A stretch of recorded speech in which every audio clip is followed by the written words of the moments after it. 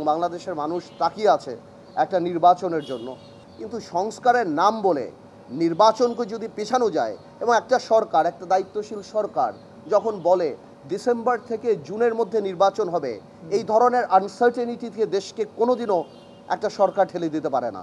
সবাইকে আন্তরিকভাবে ধন্যবাদ এবং বিশেষ করে বিএনপিকে ধন্যবাদ এই ধরনের একটা উদ্যোগ নেওয়ার জন্য। সকল পার্টিকে বা সকল রাজনৈতিক দলকে ডেকে আমরা যে আলাপটা করলাম, আমরা সবাই উপলব্ধি করি যে বাংলাদেশে গত 16-17 বছর বাংলাদেশে যে কোনো নির্বাচন হয়নি। 2014 সাল থেকে বাংলাদেশের মানুষ ভোট দিতে পারেনি এবং এই প্র্যাকটিসটার কারণে 2014 থেকে যে আওয়ামী স্বৈরশাসক ছিল, ওনারা যে পিক অ্যান্ড চুজ করে রাজনৈতিক নেতৃবৃন্দ, সেটা শুধুমাত্র এমপি হিসেবে না, উপজেলা থেকে আরম্ভ করে ইউনিয়ন পর্যায় থেকে আরম্ভ করে সব জায়গায় গিয়েছে।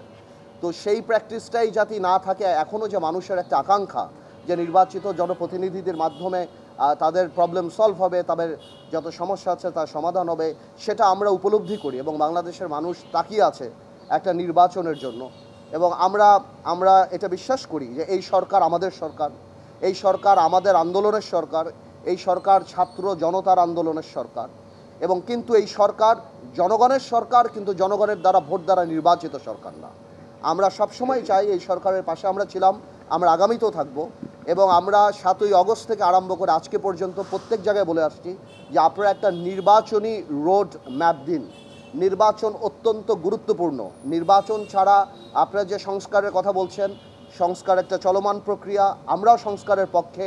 তবে এটাও বাস্তব যে সংস্কার আপনারা করেন, কিন্তু বড় সংস্কার করতে হলে জনগণের ম্যান্ডেট ছাড়া সেই সংস্কার যদি হয়, তাহলে সেই সংস্কার খুব কঠিন হবে না, খুব শক্তভাবে থাকবে না।